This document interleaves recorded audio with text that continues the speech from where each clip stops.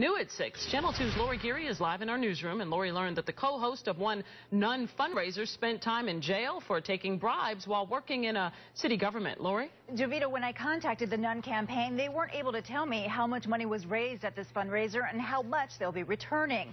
They were quick to distance Nun from Virtual Morel once they learned of his criminal past. On the campaign trail, Democratic Senate candidate Michelle Nunn has no trouble raising money. Her last report shows she raised almost $7 million. But the very same week, she called on her Republican opponents to limit outside spending and influence of third-party groups.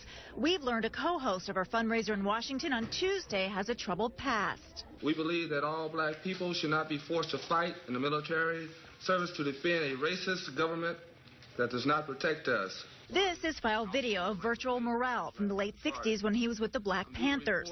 He was also indicted in 1994 for taking bribes from San Francisco businesses while he was an aide to a city councilman. He pleaded guilty and was sentenced to a year in prison.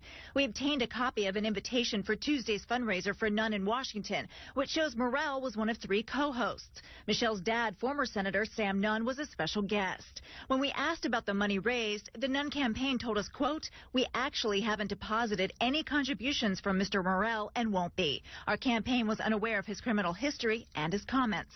Typically, when we're talking host committee, there's a little bit of vetting going on. So what this effectively does for the Nunn campaign is it takes that arrow out of their quill if it happens to be Jack Kingston they're up against in the fall. Republican Congressman Jack Kingston returned more than $80,000 after we told him a fundraiser for him and Gwinnett had ties to a convicted felon, Khalid Satari. If you don't want this to be hitting you over the head with it for the rest of the election cycles, give the money back. The Nunn campaign says it will return any money that Morel raised, but they wouldn't tell me if they'll follow Kingston's lead and return all of the money raised from Tuesday's event. Reporting live from the newsroom, Lori Geary, Channel 2 Action News. There is 1 week left of early voting here in Georgia. Races include the U.S. Senate runoff between Republicans Jack Kingston and David Perdue. You can vote early through next Friday, July 18th. Go to WSBTV.com. Click on the web links to find your voting location.